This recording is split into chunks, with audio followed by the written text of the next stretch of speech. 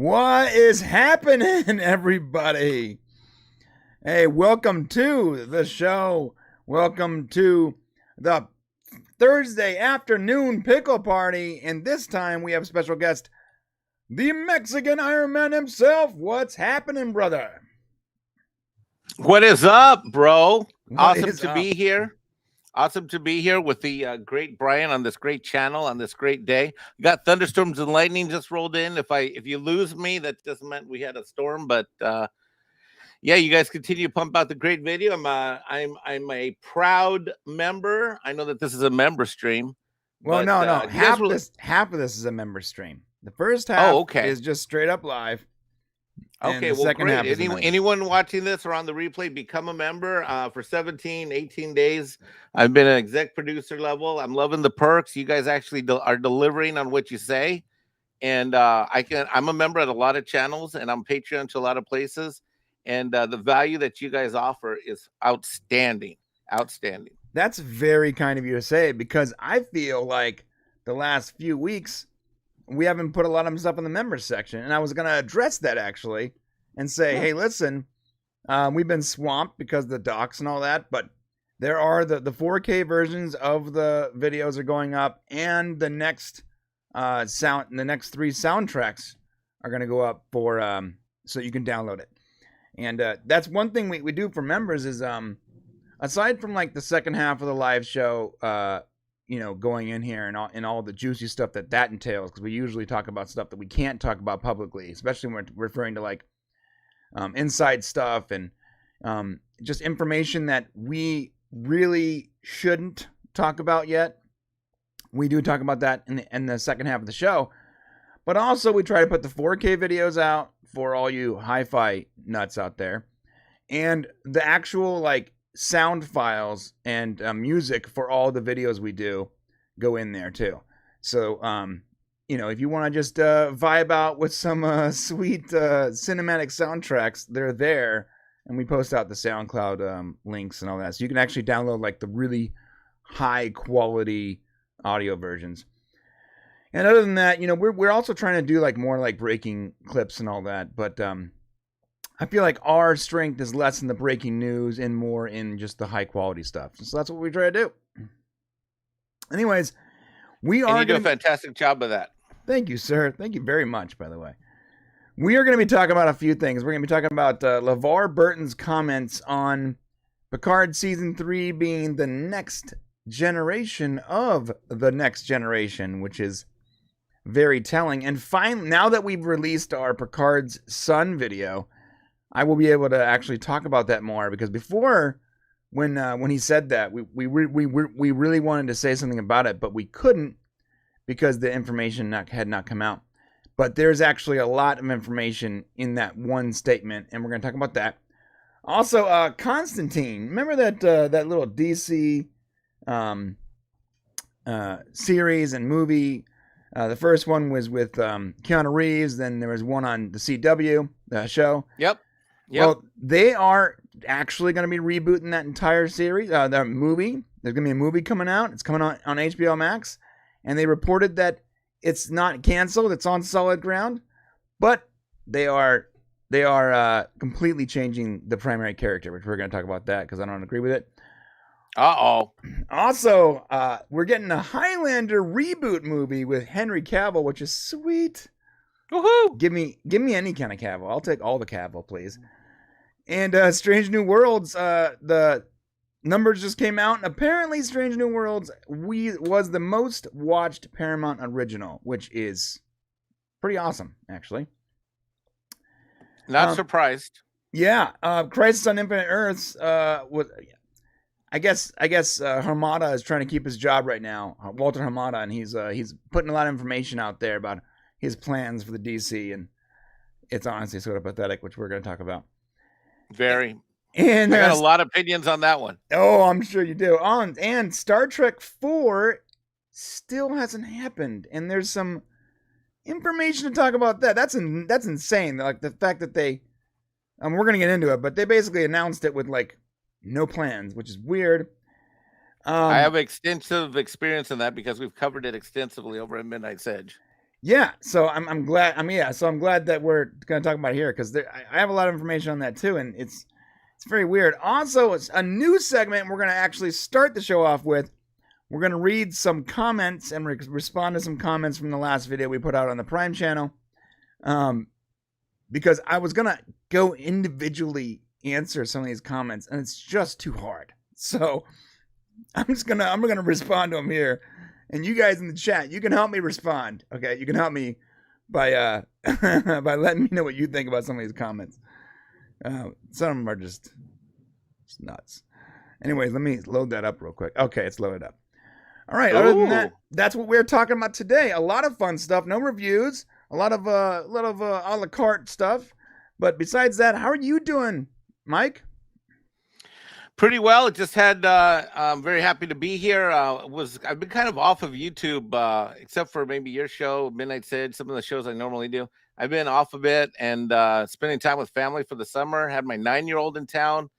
Did everything with him. Had a mega 2-week summer, a week and a half actually, summer vacation, and it was fantastic. So I'm in a pretty good mood. I'm super fired up. I love the article, so I'm ready to get going. This is a great set of topics. That's awesome. Yeah, when Shane said he wasn't gonna be here this week, I was like, you know what? Who should I have on? And my first thought was immediately, I'm just gonna Mexican Iron Man on. That was great. Woo! All right. Wait to cash check till Tuesday afternoon after 3. Copy that. All right, who do we have in chat? We got Jeremy Snyder, Kenneth the Rogue, Archmage Frey, Penny J, Josh Temple, and more. Nice to see you guys. Jeremy says, Brian, check out my Facebook page later. I picked out something good for pickle parties. Ooh. Oh, I like that. So if you guys don't know, Jeremy has the best hookups for pickles and IPAs. So love pickles. All right, let's jump into this comment thing. I thought it was all right. So if you haven't seen it yet, we put out a video on the Prime channel. It was called Picard's Son. Meet Picard's Son, right? Mm-hmm. And we basically broke this. It's a theory, but it's a solid theory based on information anyone can get out there. And I'm 100% convinced that this is exactly what's going to happen. And so we put it out there. It got a lot of views. And the first comments, I'm just sorting by top. Look, I'm sorting by top comments. These are comments that other people upvoted because they wanted to also weigh in on it, or they had strong feelings about it. And I'm going to start with a comment from Krafka. He says, Beverly was born October 13th, 2324. Nemesis takes place 2379 when she is 55. Even in the 24th century, I don't think it is likely that Beverly had another child when she was almost 60 years old. Wesley was born in 2349. Picard Season 2 takes place in 2401. When Wesley is 52, Will Wheaton is 50. Ed Spaliers is 34 years old. If he was born after Nemesis, he'd only be 21 in 2401. He's a bit too old to play a 21-year-old. Okay. I'm getting this so much. He's an actor. Yeah. He's not actually Picard's son. No. Do tell. No, Brian. No, don't ruin it for me. No. Sorry, spoiler alert. Picard is not real. He's a fictional character from the future. And Ed Spaliers is, yes, in real life, he's 34 years old. It's not remotely crazy to assume that a 34-year-old young man would be playing a 24-year-old. I mean, he's an actor, guys. He's an actor. Case in point, The Flash, the TV series The Flash. Because of time shenanigans, Barry meets his older daughter. And he meets his 19 or 20-year-old daughter, right? She's being played by a 37-year-old woman. His daughter is being played by someone who is almost twice his age in real life. So it's not remotely insane it's very common actually for actors to play people that are either younger or older than them in the show. And as far as Beverly being, 55 at that time, that's not insane. In life now, there are 50-year-olds that have kids. I think in the 24th century, at 55, you can bear children. So even still, would there be technology where, maybe they conceived and then there's right now we have preemie babies that survive at 5 and 6 months. You know what I mean? There's just a lot of ways that this could play out. Yeah. Criticizing the math on the actor playing the role and the age of the fictional character is, it's fine. You can criticize it, but those are, if we're criticizing that stuff, then man, you have a lot to be disappointed by, because Star Trek is way out there when it comes to fudging the numbers. Yep. So there's probably a half dozen other arguments that could be made about why this is or isn't a good idea canonically. Right. But I think you're right, because there are multiple mentions of the next generation. It's totally logical. When I saw your video, which I rewatched it today for prep for today's show. Mm-hmm. I think you're right. I can't see why they wouldn't do this. Right. Yeah. Don't you think that it's one of those things that when we were done with Next Generation, all of it, including the movies, we're like, how did they never get back to that plot element of the two of them? Yeah, it's weird. Consummating, of all of the things that they tried to tie out. Things they tried to tie up, they didn't even and this is and of all the things that we've gone back to and that we've seen and all that, that is such a glaring example, because frankly, before even the movies came around, when we were done with the series, we're like that was just something that just never got wrapped up, right?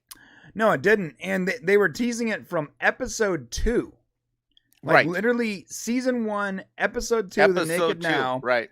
They were teasing their relationship. Clearly they were, not only were they deeply involved on a friendship level prior to the season 1, but then additionally, when the Naked Now happened, they were hot for each other. It was the reserved Captain Picard was having trouble keeping his hands off of her.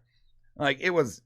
So if they're going to introduce that in episode 2 of the series, you'd think at some point they'd pay it off, but they didn't. Instead, they try to introduce other people into his life that maybe could take that romantic interest. However, none of those characters played out. So it makes complete sense. It makes the only sense for Crusher to be this person's son. Well, it's like this. This is what I'm going to say. If the series is bringing her back, which we know it is, right? So we know the cast is back. So if she comes back at this point, you can't not resolve it, because it's your only and last opportunity to resolve it, and it is one of the great unanswered questions, because it's highly logical that they didn't get back together with each other because of the respect, the admiration, the sexual tension, all of the things together. It just doesn't make sense that it was constantly avoided. Right. Yeah, I totally agree. And I think that, I'm not sure about this exactly, but it does feel like when they made that last episode, I'm not 100% sure that they knew that was going to be the last season. I agree. I think that they wrote it to be the last season, but they probably weren't planning on that. So, well, and let's keep in mind. We got to remember the break that we had when Gates was gone. Gates McFadden was gone, and then she came back, and then she's back, and then the cast is stabilized, and they had other storyline elements that they went back to that. Right. You know what I mean? And yeah, I know we revisited a little bit, like you said, in the movie once we got to the cinematic stuff. So it's just, it's, you can't bring her back now at this point and not wrap that up, for God's sake. I agree. I totally agree. Okay. Next comment was a theory for Picard season 3. Apparently they're going to make a reference to Tasha in this season, or at least Denise Crosby will have a small appearance in a flashback or something. That's actually not correct, which we'll go back to that. Denise also posted a picture of Shizan with a bald Bitmoji pasted over it. My theory: Sela, Tasha's daughter, mated with Shazan, Picard's clone, and had his son, essentially Picard's son, and he now has some neoplastic power in the remnants of the Romulan Empire and wants vengeance on Picard. Okay. That's not a bad theory whatsoever. Except for,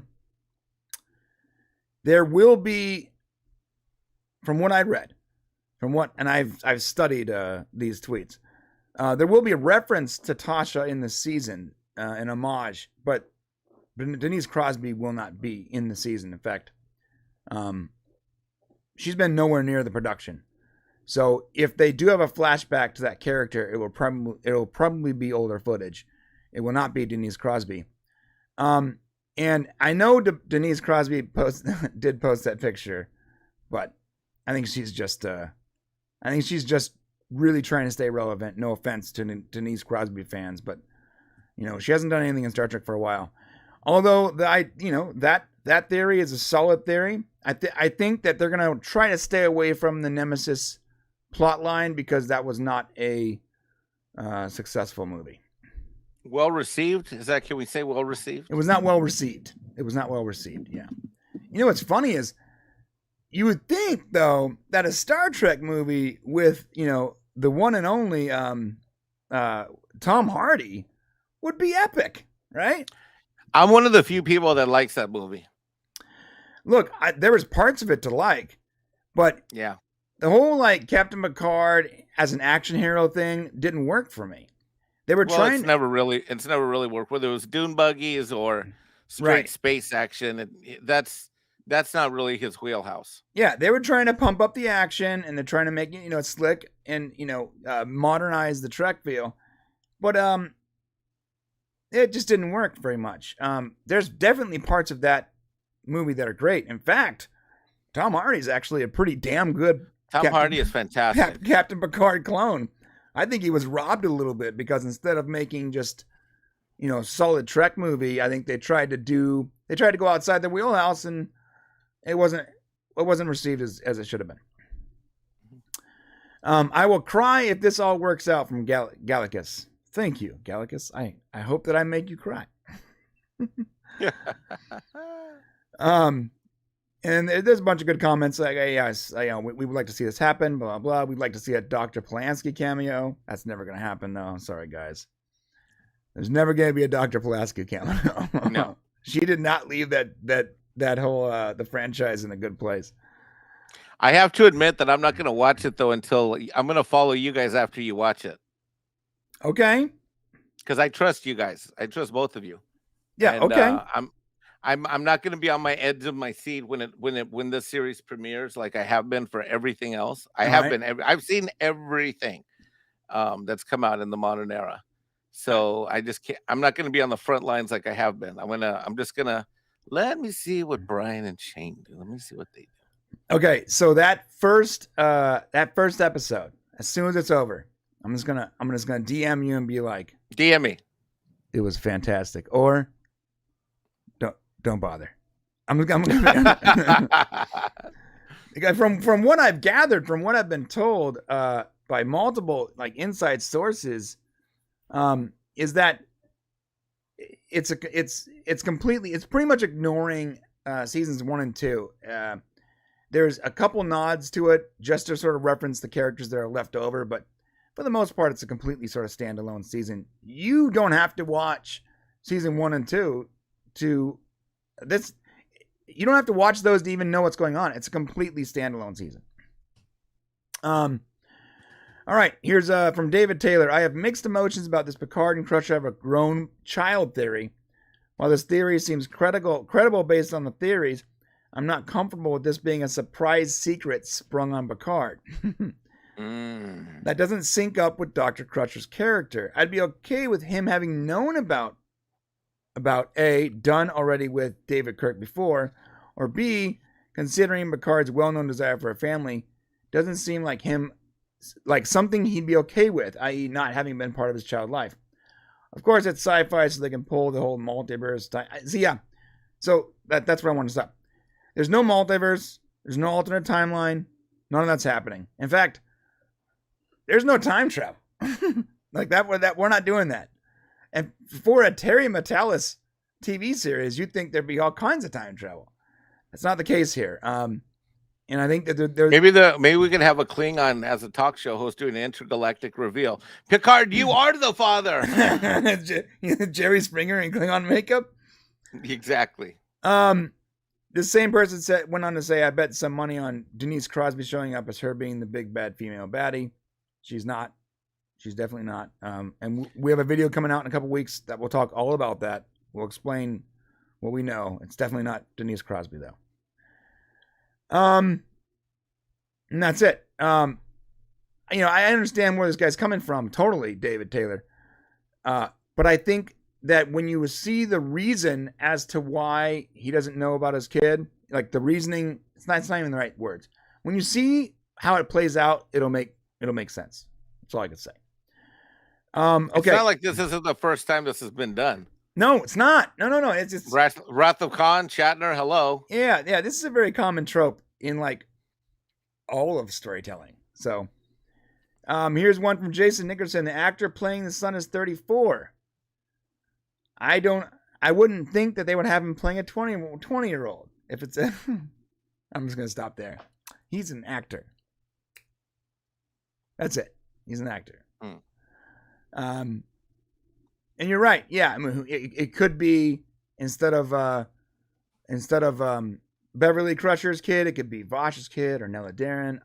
We talked about those characters. We do not believe that is the case, considering those actresses are not in the show. And the only actress that is in the show that had a love interest is Crusher.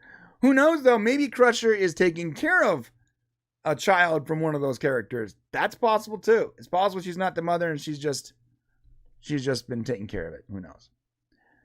As the doctor of one of those characters at one point, right? Yep. And there's a lot more comments here. But I want to generally just go over the fact that his age is not a factor. The actor actually looks way younger than I thought he was. At 31 years old or 32 years old, whatever, he can play a 24-year-old. That's not unreasonable. As far as the timeline would add up, yes, it could have happened. You're right. It could have happened somewhere in season 2, right? Or season 3. And that would match up more with his age a little, the actor's actual age a little bit.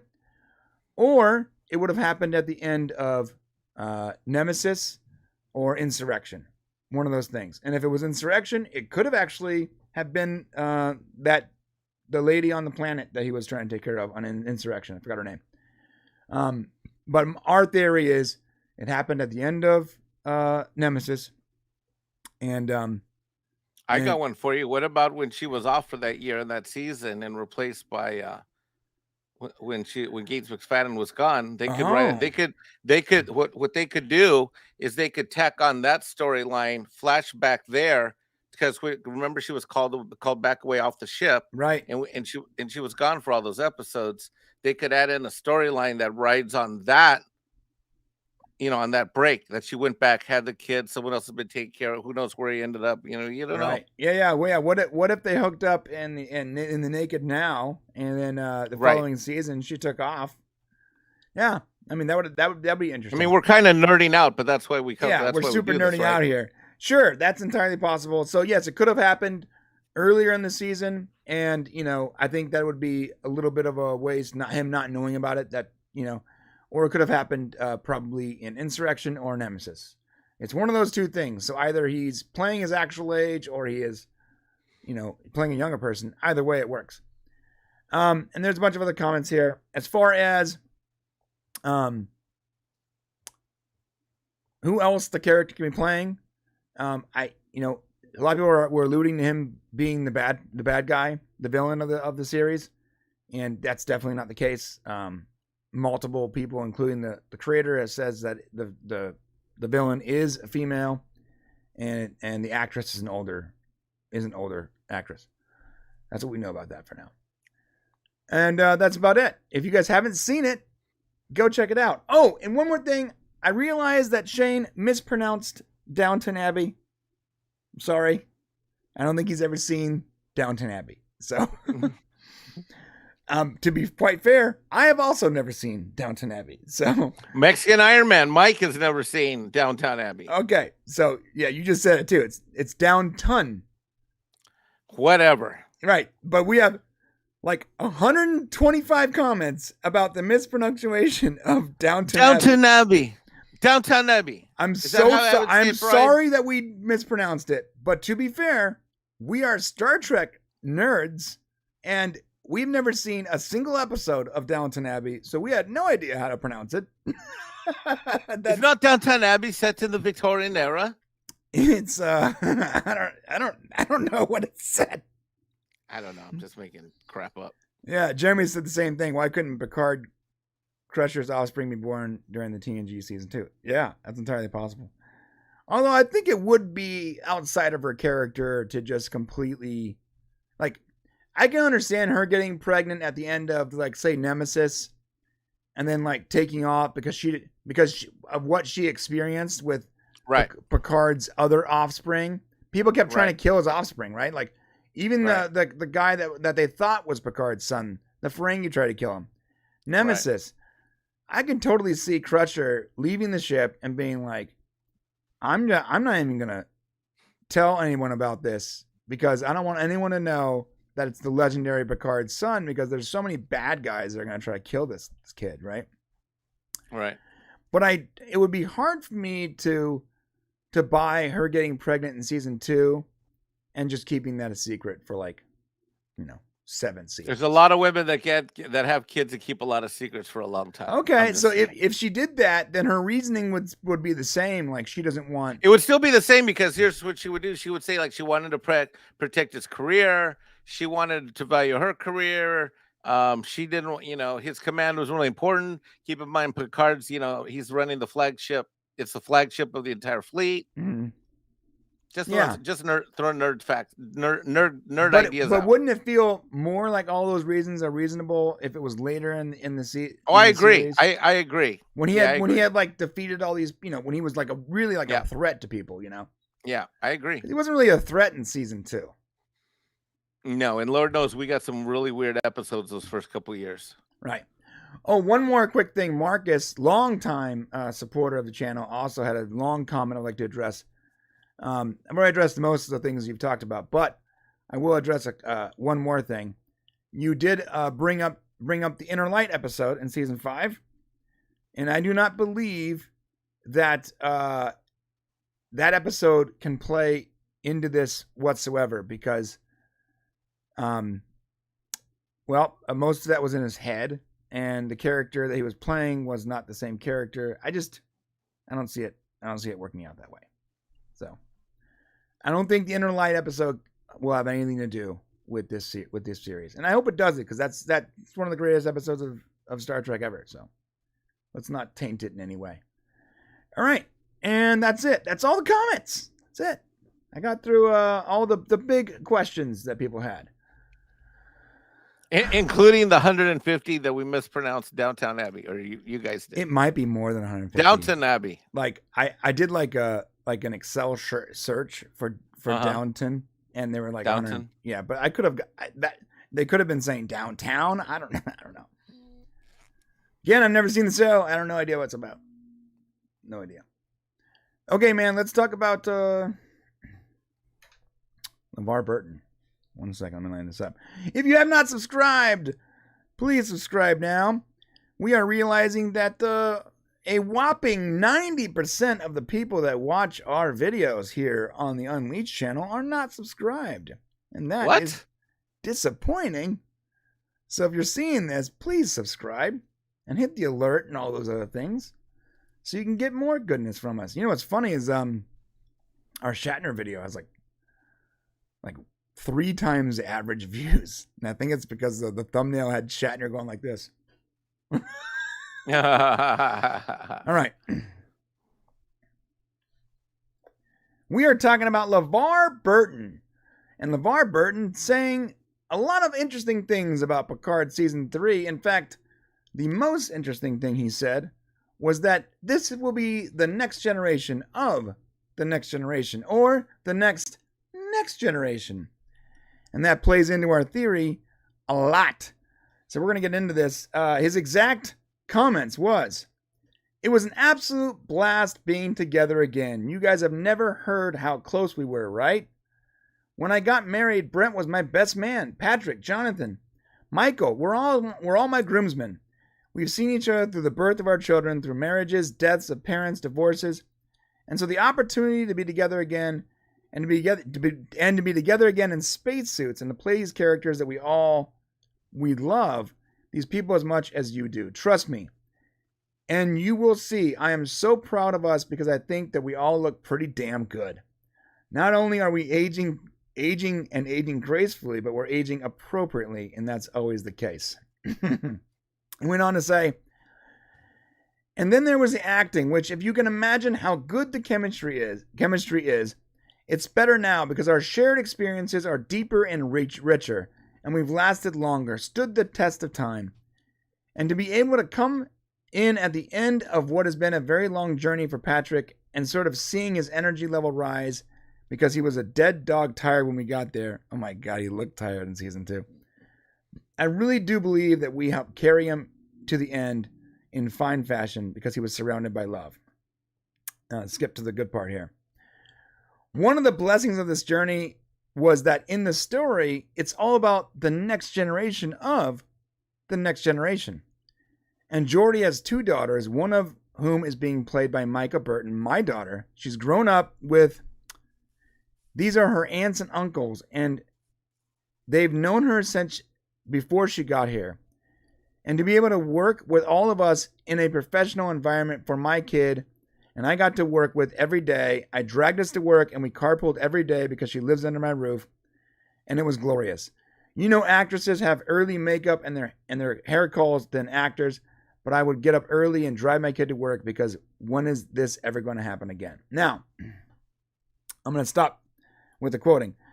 This is really important because he actually dropped this information by accident about a year ago that his daughter would be in Picard with him, right? Right.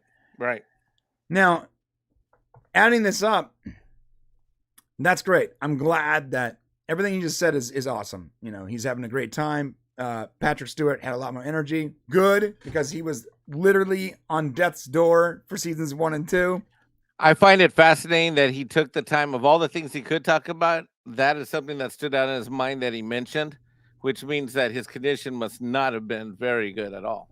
Yeah. I mean, think about it. You could talk about anyone on the casting, but what stood out was that they barely were able to finish shooting this with him, and they literally had to carry him over the line.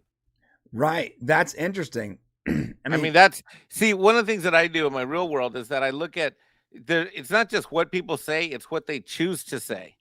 Mm-hmm. Within, in this environment, the fact that he said that, and I think that also shows his loyalty to his friend, because obviously this guy LeVar Burton is very sensitive to the fact that there was a lot of social people on social media, me being one of them, that criticized Picard's energy level, his performance ability, how he looked in some of the final scenes in season 2, even parts of season 1, but definitely season 2. And I think that's something that he wants to make sure. I think what he's basically doing is he's trying to give us some reassurance that, hey, we are a team, and you're going to see a better Picard than you saw in Picard, per se. And that's awesome. Because I was actually worried that, first off, I was happy that this was the last season. Because I don't care how good the season is, Patrick Stewart cannot continue this role. I don't know if he can do like any role outside of voice work. I mean, to be honest, I'm not trying to be rude, but the man is clearly very tired. He's not, vibrant. He's just hanging in there, man. And I'm almost thankful that he came back to do this role one more time, even though seasons 1 and 2 were not great. I appreciate that he did come back to do it. And I believe that Terry Matalas with season 3 is making a true return to form TNG style. And a big part of that is having the TNG characters. I think that the Picard character has always been best anyways, sitting in a chair and saying, make it so. He's not the guy in Nemesis on the dune buggy with the rifle. That's not his character anyways. It shouldn't be. Right. And there's a fundamental difference between, at 82 years of age, he just turned 82. At 82, I'm reading his IMDb profile.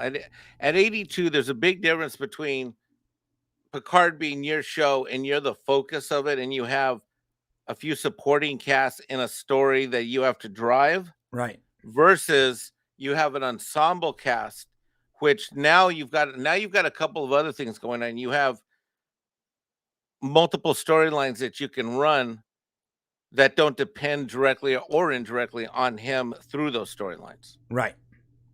Yeah. And you know what? Yeah, that's a good point you brought up, because I don't know if the other actors, the other cast in season 1 and season 2 can actually carry the roles. Like, right. They can't. And you know, for a lot of them, it's their first break. For some of them that have had other experiences, this is their first sci-fi. I had 3 complaints about the supporting cast, about the casting in these first 2 seasons. One is that for some of them, it's too big of a first break for them to have gotten, in my opinion. Right. Some of them, although they have some credits, it's their first time in sci-fi.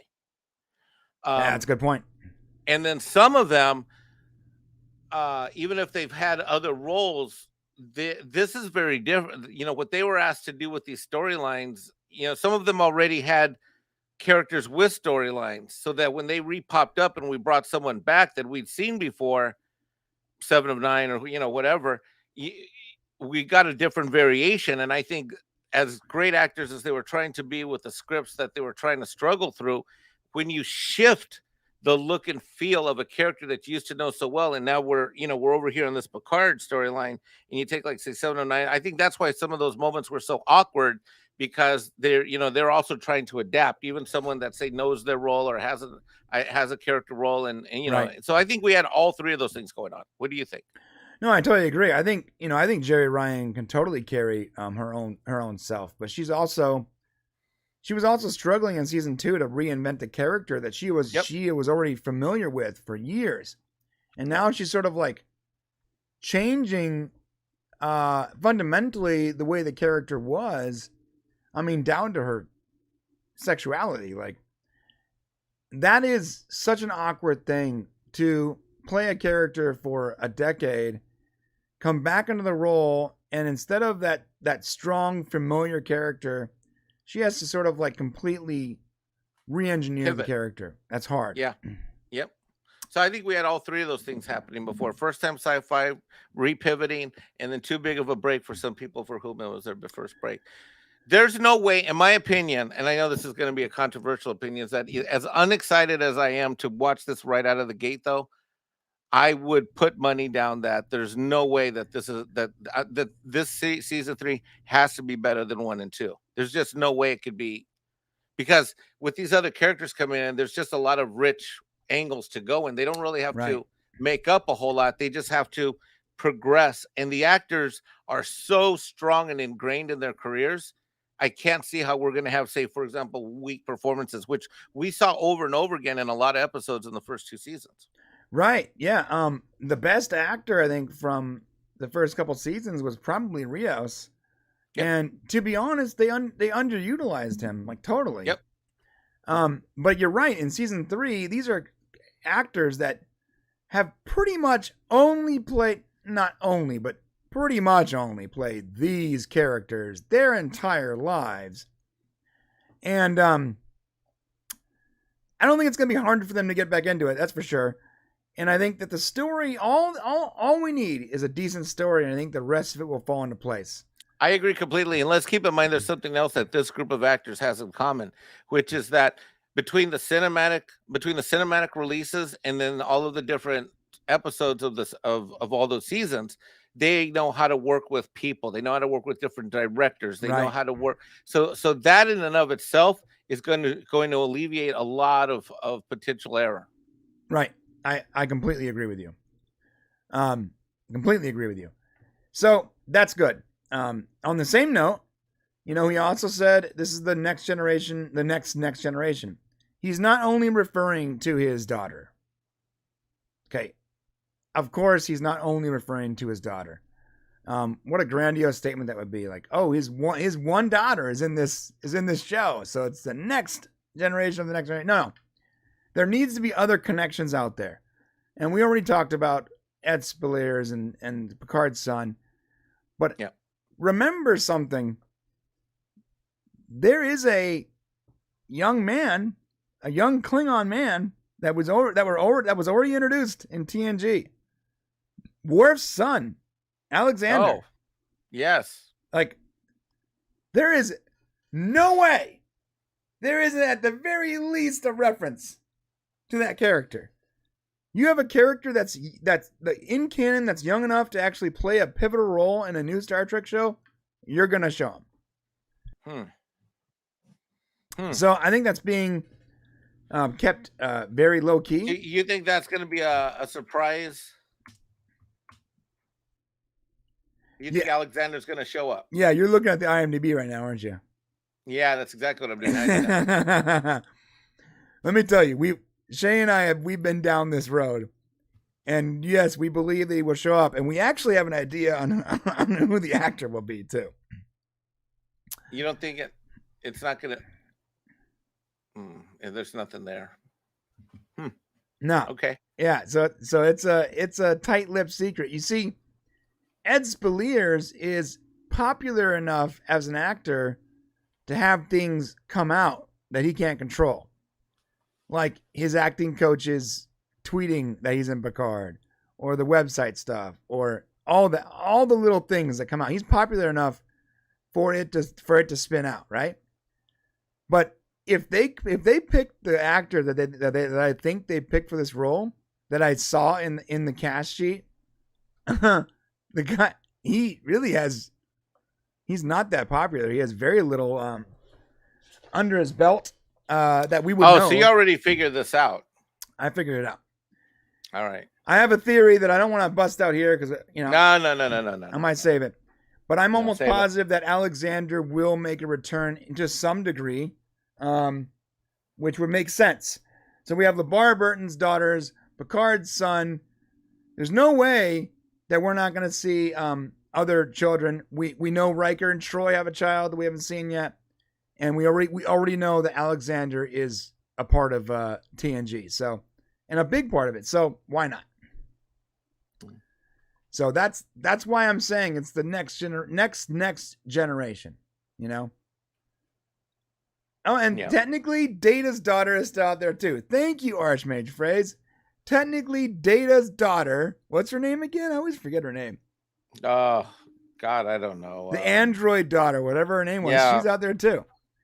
So, at this point, literally I can't believe I'm blanking. Every character that is coming back has a potential child. In canon. In canon. Yeah, you're right. Tell me that's not going to be a factor, guys? Come on. No, you're right. Come on. That's a layup. That's a layup. The definition of a layup. That's a layup. But that is our opinion. We would like to hear what you think in the comment section down below. So hit that comment section and let us know. Are we going to really get the next generation? Are we going to see Geordi LaForge's kids, Picard and Crusher's kid, Riker Troy's kid, Alexander, Data's daughter? Are we going to see this? Are we going to see the actual next generation? And then, if it's successful, you don't think they're going to try to spin this off into a new show? We might actually get for finally some forward momentum out of Star Trek. I mean, I know it's a pipe dream, but Jesus, sign me up, bro. Sign me up for some forward story momentum. I'm so tired of going back in time. I'm tired of the prequels of the prequels of the prequels. Don't do it no more. Come on, baby. Let's move forward. You know how disappointed I was when I finally got to season 2 of Picard. And I'm like, okay, we got through the season 1 rigmarole, the setup, right? We got Terry Matalas coming back. He's gonna be showrunner. Season 2 is gonna be great. And the first thing they did was go back in time. Back in time. Bro, Oh my God, I was so pissed. I was like, why, what is your obsession with not moving forward? Because, I'm going to say this, is that limited experience, limited knowledge, but some exposure to some of these people, is that what I'm going to do is I'm going to draw this parallel, is that for a lot of these creator types or these showrunners or these writers, for them, it's easier and safer in their mind and better to go backwards and try to add to something historical or redo something historically than move forward. And here's the reason why. And whether it's sports or whether it's our beloved sci-fi or it's life, it's all the same. There's some people that play to win, and there's some people that play not to lose. Ooh. And like you, I think what's frustrated me is that just when you have an opportunity to move us forward in this beloved franchise, sci-fi, Star Trek, that we love, some of these people internally, they're insecure and they're fearful. So they're playing to not lose instead of giving us something that's creative, brave, moving forward, and playing to win. What say you to that theory? No, I think you're right. And I think that, okay, so I don't want to sound like the old boomer guy right now, because I'm not a boomer. No, you're not. You're millennial. I'm Gen X. But okay. But here's the deal. I think that where we live right now, in like this current time, we have trained younger people instead of to thrive, just to survive. We have trained younger people to just keep their jobs. Don't stand out, just fit in. And here's the problem with, like, if you really want to always fit in and you take that safe route, yeah, you're safer. You might not get canned, but you're also never going to exceed anything. You're always just going to be middle of the pack, you know? Like, fitting in is you don't want to fit in. I always tell my kids this. I'm not trying to age myself here, but there's a time where you know you're not ready to get away from the pack and show what you're made of, and you got to sort of keep your head down and fit in. I did that when I was in the military. I was not prepared, to be platoon leader when I joined the military. I stayed in the middle. I kept my head down. I got through my training, right? But the second I got to an actual posting where I felt comfortable in my job, when I was doing tech for the Army, I went out of my way to be the absolute best, because this is where I shine. And if your entire job is to be a writer, like, break away from the pack, dude. Like, do your best. But instead, we have taught people, instead of doing your best, do it safe and keep your job. Get your bag, right? We always say, get your bag, do your job, and go home. I'm reading a fascinating book right now called Generations, and what you talk about is a characteristic of Generation X, that more leadership, pragmatic, solve the problems, right, move forward, and characteristic of this of at least one, if not both, of the next generations is that. And I think that's why we're getting this. Yeah, and it makes complete sense. And that every franchise.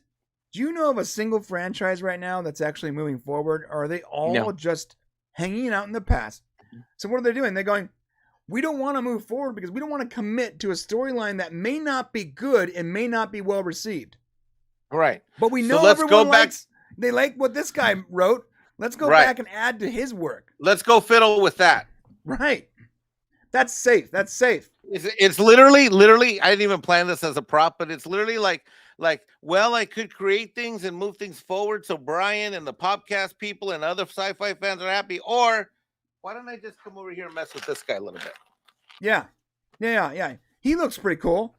Yeah. You know what? Why don't you just add a little more detail to that? Whoever painted that did a good job. Just add a little more detail to that. Why make your own piece? Because if you make your own story, it might be criticized poorly. You might not do as well. You might stand out, but in a bad way, and that's not safe, because I want to keep my job. I gotta say, boys and girls, if you're doing that, if you're playing it safe, right? Maybe you have to. Maybe you're like, oh, I have to survive, so I gotta play it safe. I'm not very good at my job yet. I don't feel comfortable where I'm at. Maybe your job that you're in right now is not your final job. Maybe you're just waiting to get out of school so you can get to your to what you want to actually do. If that's the case, fine. But when you get to where you plan to be, where you plan to excel, listen, take some risks. Take some risk and stand out. Like, get out and be the best. Recently, someone told me that I should change my thumbnails because my thumbnails were like they weren't salacious enough. And I gotta be honest, I almost agree with them, and I do to a degree agree that our thumbnails are not very salacious. Like, they're like, we don't have any red arrows on it. We're not like, hey, check this person out. What's this? We don't play that game. And sometimes I want to play that game because it feels like a sort of a shoo-in, right? Like, that's the way you do YouTube. But instead, I can't look at it, though, on my screen and be like, oh, I'm proud of that as artwork. And I want every one of my thumbnails to stand on its own as a wallpaper or a piece of art. So I would rather just make it great artwork and hope that someday some other people appreciate that than to just follow the pack. And so, well, I think I don't mean to get distracted, but your thumbnails actually very much reflect the content of the videos, right? Which a lot of YouTubers don't do. They'll do something salacious, and then it's like a bait and switch, or there might be one little point in the whole thing, and they hit on that, and then you guys don't play any games. There's integrity, boobs, or lots of boobs. There's always lots of boobs in thumbnails. Is that a request? Oh, here we go. We got the thumbnail coming up. But yeah. Listen, I'm gonna get off this topic, but I think you're right. I think that they're playing it safe, and I think that playing it safe is just giving us bad content. And I think fans are generally not happy with the constant movement to the past and the constant reliant on what the greats before them did, and instead of building properly on top of that, just adding detail to it, it sort of sucks, and I'm tired of it, personally. You're here. Jeremy Snyder said, Miles and Keiko O'Brien's kid, Molly. That's true. Data's daughter, Penny J, Data's daughter was Lowell. That's right. So, before we wrap this up, what do we got? We got Ed Speleer's character. Let's call him Renee, because I'm not sure of his real name yet. Renee. Yep. We got Riker and Troy's kid. We don't know who that is yet, but they definitely have a kid. They made sure let us know in season 1. We got LaForge's 2 daughters, definitely. We got Alexander, Worf's kid. We got Molly, Keiko and O'Brien's kid. And we got Data's daughter, Lowell. I mean, 7. That's a pretty good cast right there, bro. That's all I'm gonna say. That's a whole bunch of Jerry Springer episodes right there. A lot of Jerry Springer episodes. Okay. All right, let's wrap this up. If you are not subscribed, hit that subscribe button and let us know in the comment section what you think about all what we just talked about. I planned on this being a 6-minute segment, and it ended up being 25 minutes. So hit that comment section. Let's move on before we all turn into pumpkins. Ooh, let's talk about Constantine. Ooh, this is gonna be fun, bro. We are talking about Constantine getting a reboot from DC Warner Media. And as a massive fan of the comic book and the Keanu Reeves movie, and even a fan of the TV series, and Constantine's inclusion in The Legends of Tomorrow, great character, fantastic character. I was very much excited until I followed up on the information.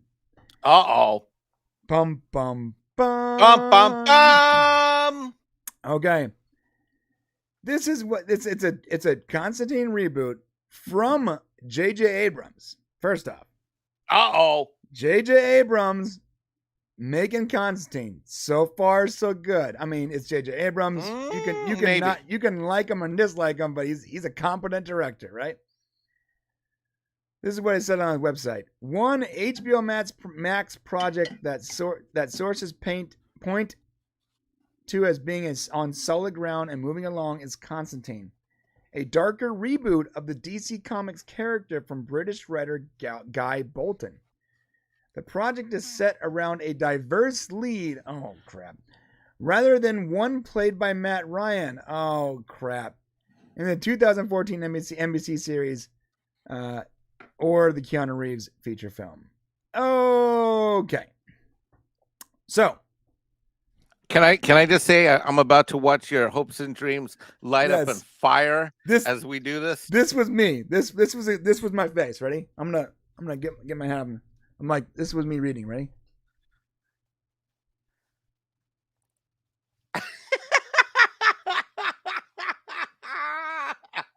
That's exactly what it looked like. Oh God. So they're doing it. It's Constantine, but they're making it as woke as possible, and they're also race swapping the character and a couple other characters. They're gender swapping, and the new Constantine. And we'll see if this lasts because let's be honest, Zaslav is just chopping everything right now that shows any kind of issue. But apparently the new Constantine is, and I'm going to ruin this name, so someone tell me how to say it right, Sope de Riso? I don't know. Sure. Okay, so there's so many like little dots here, or like different characters that it's hard, like I have no idea how to pronounce this. Like literally every character of this person's name except for the S, the lowercase s, has like some kind of accent. I thought it was D apostrophe Irisu. Irisu? Anyway. So I Google it, and Google apparently doesn't follow the accent. So his name is Sope Deriso.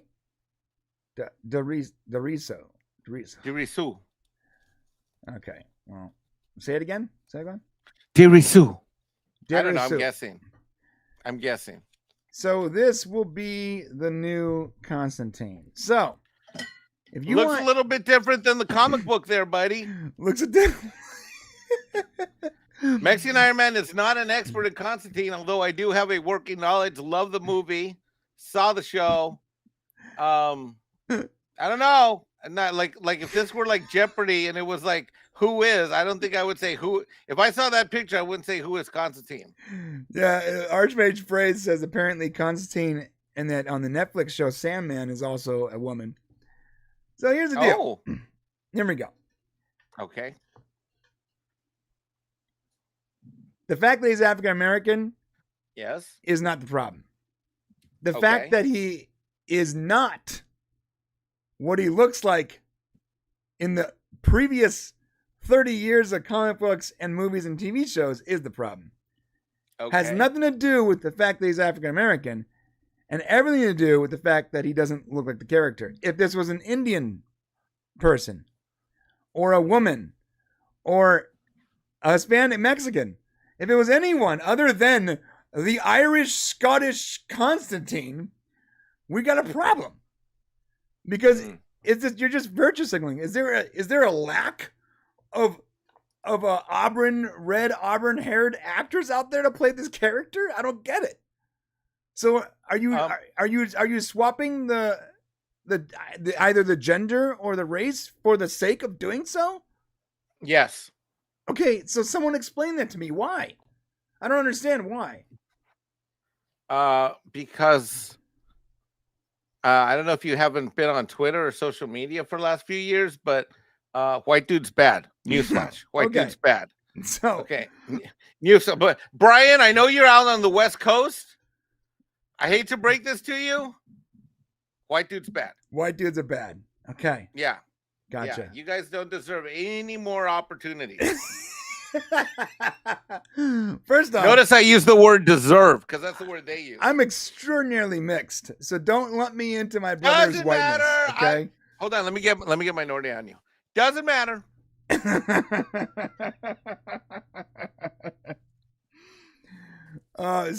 Marshall says it's exactly due to JJ's show. If he wasn't making that show, they would get a proper Constantine. But since Sandman was mine while JJ was working on it, John became Joanna. Jesus. That is so frustrating. So here's another example of what we were just talking about playing not to lose instead of playing to win.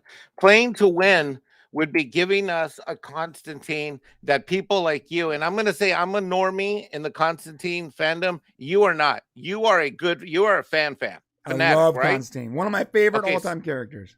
Okay, one of your favorite all-time characters. So you're a fanatic. Okay, so the playing to win move is to go get guys just like you, Brian. It's to literally give you those stories. Either do one of two things. Either A, take some of the best Constantine stories and doing those like to the umpteenth level, or give us some new stories, but with a character that gives you the look and the feel and the cast, and now that is a natural progression of what you've already seen. Right. But guess what? Someone who tries to do one of those two things and give Brian what Brian wants and Constantine fans what Constantine fans want, they might fail. So guess what's easier? Let's just go redo Captain Constantine. He can't be white anymore. We got to change that. So let's go ahead and swap that out. Yeah. Right. And yeah. And maybe so are they doing it? So are they doing it to please like their followers on Twitter, or are they doing it? One of the things that I've learned. Here's an option. What if they're doing it so that if it fails, they can blame the fans and say the fans are racist? What if it's that's going to happen anyways. That's going to happen anyways. One of the things that I think we don't talk about in our fandom circles enough is that these people in Hollywood, especially the TV people, even more than the movie people, these people make things for each other. So if some of them are woke, they want other people woke. You know, these people, they all have to go to the same receptions and cocktail parties and lunches and all that stuff with each other. So there's an element to where they're not focused on what we, the fans, want. They're focused on how do they do stuff that is in their ecosystem and their environment with their little, woke stuff. And so like, oh, yeah? Well, you know what? Well, not only is mine diverse, but mine's a female and diverse. Right. Ha ha ha. That's what I did with my character on my series. So you know what? I'll take you, Brian. You know what? I'm going to take your woke and I'm going to raise you another woke.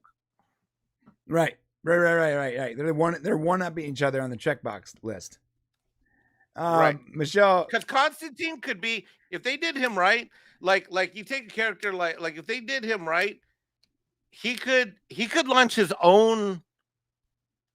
Like Constantine is probably one of the most underutilized characters. Yeah, he can launch the dark. He can launch the Dark Justice League, which that's where I was going, dude. That could really just.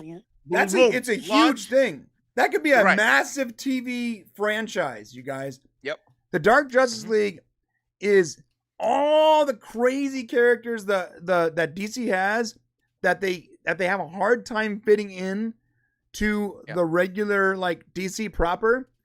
They sort of let them play in their own like sort of dark. Well, they're in the same universe, but they're like they handle their own issues and they're all adventures issues. Yeah, and they're all like supernatural based and they don't really make sense next to people like Superman and Aquaman. They're too awkward. It's too weird. Yeah, Santana. But yeah, that's where I was gonna go. They could launch into all of that, and that could be its own cinematic sub-universe in this whole DC landscape. Oh, and it would be beautiful, and you would get the horror fans because guess what? Here would be an opportunity for us to, since Marvel effed up its supernatural universe, as we just saw, right? This would be DC basically time to take over, kicking their butt, taking over. What do you think about that? Oh yeah. They can totally take over. Yes, and the space was wasted. It's not like that space doesn't like. There is a massive fan base for this space. First off, anyone that likes superheroes already on board. People that like horror, now you're getting them on board on the supernatural train with superheroes. This is why. Plus, there's people that are into mysticism and spirituality in general that aren't even hardcore DC fans. Right. So, the thing about superheroes is this is why it's so successful, because for a long time, people thought all superheroes were muscle-bound dudes in underwear fighting, space aliens or whatever. But then they realized that you can actually write stories around the characters that blend genres. So Civil War became like a spy thriller, right? It was almost a buddy cop spy thriller show using superheroes. And, Guardians of the Galaxy is science fiction, Star Trek, Star Wars with superheroes. And, so on and so forth. And then you have horror, and you have all these little subgenres where the show is actually this, but because it's being set around superheroes, it makes it so much more palatable to the average fans. And so you get all these genre hopping fans that will watch it no matter what. And there's a massive hole right now in the supernatural superhero stuff. Huge hole. And one thing DC has in spades is this kind of characters. Or these kind of characters. So what I'm afraid will happen is that if this moves forward and it doesn't move forward quickly, it'll do damage to the brand, and we won't see any more Constantine for 5 or 10 years. That's a good point. Not done at least adequately right. Zaslav just dropped JJ's other Delamundo, whatever that other show you. Yep. So you might and JJ may be dropped completely. And keep in mind that when you read articles like this, the one that you highlighted, this is just one of several articles that are out there that are kind of saying, hey, this thing is still moving forward in the absence of it being canceled yet, because people are freaking out. Right. And so one of the things that happen is, whether it's the Hollywood Reporter, Variety, any of these trade rep publications, they start, or these fandom site publications that are a little bit more shilly, they start throwing stuff out there as kind of almost like a PR public relations propaganda campaign, saying like, hey, there's interest. It's, it's a lot like, I think one of the topics we're going to get into is about Star Trek 4, where there's like, oh, there's news that it's happening. There is. Yeah, and so let's gauge the fans' response, right? Like we might not necessarily. And keep in mind with what happened with Batgirl, this film could be, all of this could be shot. It could be ready to go, and guess what? It might not happen at all. Yeah. And I got to tell you, I just saw an announcement on my IMDb Pro that another major cable system is getting any of the original content that's direct to streaming is like. Literally, it's like someone's sitting on the California fault line, and there's been some tremors right now. Right. Yeah. There's a lot of problems out there. Yeah. I think you'd make a great Constantine. Speaking of, I'm sorry if I'm going to mispronounce your name. Michelle Proano Christine said, isn't Keanu Reeves technically a Pacific Islander? I don't know. I think he's like me, where he's like a lot of stuff, everything, a lot of stuff in one person, and he just sort of is pale enough to play the role. That's what I'm assuming. All right, so we're done with this topic. Do me a favor, hit the subscribe button on the way to the comment section. Let us know what you guys think about the new JJ Constantine. Whether or not the Zaz should just slash this thing out right away and get that clock restarted for a new Constantine, because I want it so bad. So bad. Please hit that comment section. All right, next up. And it's crazy. There's so many accents in this guy's name. I have no idea how to pronounce it. Yeah, I don't know either. And I'm looking at the pronunciation, and it's like even more accents. It doesn't make any sense, right? You're on his IMDb profile. Right. It doesn't make any sense. I'm like, I don't know. Anyways, next topic. All right.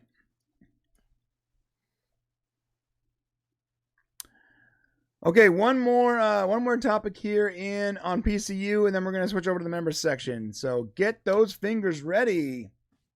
And I'll tease what we're going to be talking about in that section when we get there.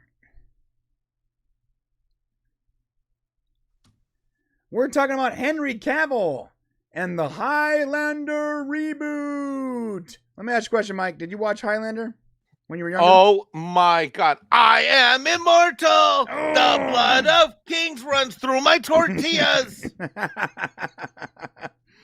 hold on. Let me find a prop. All right, well, he's finding a prop. Here's what's going down, folks. There can be only one. Henry Cavill, Highlander Reboot is closer than we've ever been. There can still be only one. All right, this is what we know. We still don't know exactly when we'll get the reboot of Highlander starring Henry Cavill in the title role. But according to the director, we're getting closer. Chad Stahelski, I ruined that guy's name. I'm sorry, Chad. A stunt performer and director best known for his work on the John Wick franchise of action films, was announced as the helmer of the new Highlander film last spring, with Cavill named as the top choice to star. We haven't heard all that much about the progress in the film since then, but in a recent interview to promote the new Jamie Foxx-led action film Day Shift, which that guy is producing, he said he did offer an optimistic update. Here's what he told Collider about this project. He said, "We're in the process of tweaking right now. I think we all know what we want. More importantly than anything, we know what we want to make. It's the creatives. We know what we're trying to make. It's just a matter of getting to the point where we feel, okay, this is it. Let's go. But we're closer than we've ever been before, so that's good." Interesting. I didn't even know this was happening. Did you know this was happening? Oops, sorry about that. Yeah, I did. I've heard rumblings of this through stuff I follow over for Midnight's Edge. I got to tell you, Henry Cavill would be an amazing Highlander. I probably, to the extent, I think I know you pretty well. So the extent to which you're probably a Constantine fan, I'm a Highlander fan.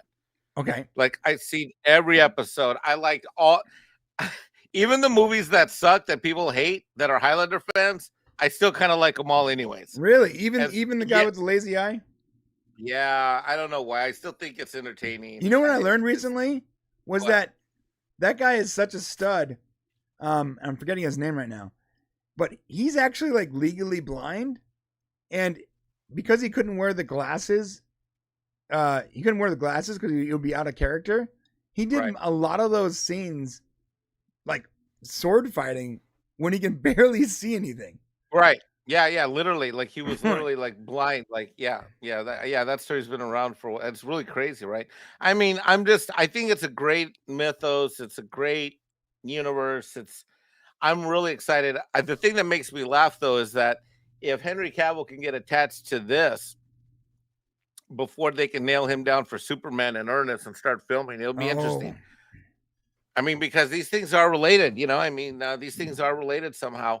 Henry Cavill is the most well-exposed non-A-list, in my opinion, the most well-regarded non-A-list actor that's out there, because he isn't an A-list actor. He doesn't have box office draw. He has not been in movies that have really developed or performed to expectation. And what, I mean, if you look at Man of Steel, that underperformed. And, you can't look at him and say, hey, if he does a movie, it's automatically going to do X, Y, and Z. Yet, he's got this amazing look. Yet, he's got this amazing talent. Yet, he's got all the right training and pedigree, So, in terms of us being a trained actor, I think this is great. I'm looking forward to it. Yeah. I hope he winds this thing up. And I hope it happens. I mean, I'm really excited if this happens. This would be fantastic. I think he would do a great job. Yeah, I completely agree. A couple notes. I'm pretty sure Ed Speleers, we talked about being Picard's son, is actually in the Highlander TV series right now. And there's only 3 times in my life that I've questioned my sexuality. The first time was... Is this one of those times? I'll tell you when. The first time was watching Stargate Atlantis and seeing Jason Momoa / Ronan for the first time. The second was my rewatch of Pitch Black with the only good version of Vin Diesel. And my third and final time I've ever questioned my sexuality was watching The Witcher with Henry Cavill. In fact, thankfully, they show Henry Cavill looking like a straight dripping wet stud, and then immediately followed up with one of the most attractive females I've ever seen on screen. So solved, saved. So Henry Cavill has the look, he has the talent, he is, pardon the pun, dripping with potential. However, you're right, he hasn't pulled any numbers, which is why I say take the Rock in Black Adam and make Black Adam 2 versus Superman. Yes. We know The Rock can sell anything. Yeah, unbelievably. He on the flip side, he's the most underrated. He's the most overperforming non-A-list. Like, he's not considered A-list. He's clearly considered B-list, but that guy knows how to bring in box office dollars. I think you're right. I've been hearing you say this for weeks or months now. I think you're on point. I think that would be a fantastic way to go. Take the two and mash them together. You have a perfect combination, and they work for the same companies. They're part of the same groups. Put them together. You'll have the draw, and you got the talent, and you just put them together. Make them work together. I mean, listen. I'm not a network executive, so what do I know? But seems like a good idea to me. Enema Confusa said Momoa is too sexy to be legal. He's a good-looking guy. He's too sexy for a superhero shirt. Too sexy. It hurts. The Marshal says, fine, that's about it. Man, Brian, you got some weird taste. Hey, I mean, Hold up. All right. I'm not the only person here. Here we go. Have you guys seen The Witcher on Netflix? You've seen it, right? Yeah, of course. Like, I know what scene you're talking about. I can't remember which episode it was, but I know exactly what you're talking about. And then that smoking hot chick shows up in the scene. Right. So this is the scene. Right? That one, yeah. And the camera is like panning across the water as his hair drips, right? And you're like, huh.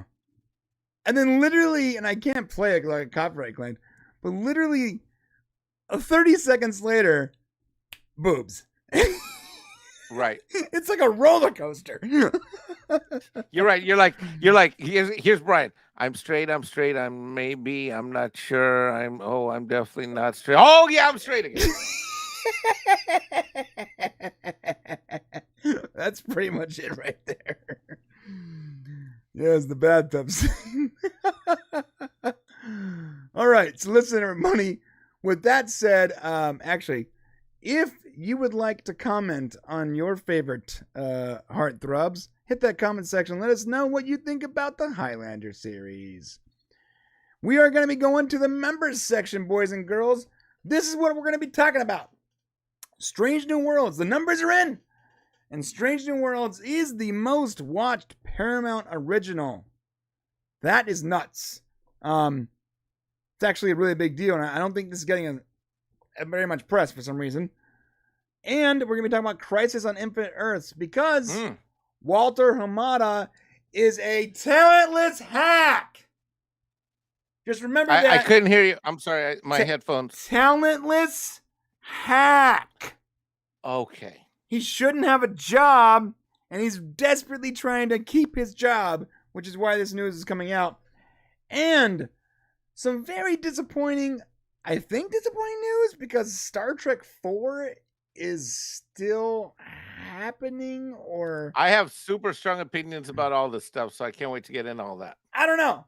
But it's in the members section, and I'm very sorry. First off, Michelle, you're right. Boobs work every time, pretty much.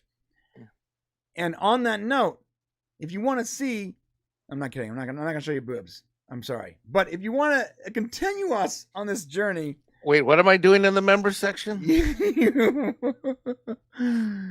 will have to come to the members section. I'll post the link in the chat right now. I almost wish we had like a commercial stinger, and we could just come back and both be shirtless.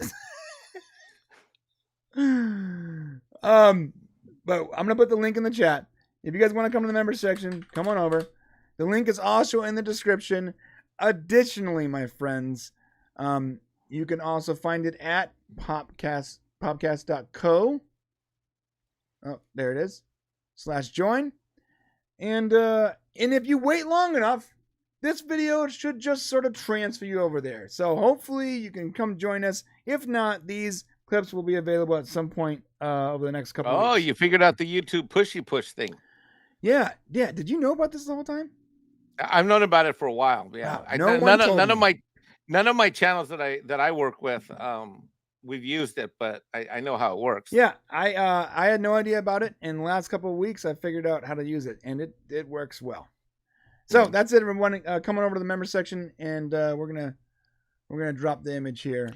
Brian's too sexy for his shirt. Too sexy for my shirt. Too sexy. Brian's. It hurts.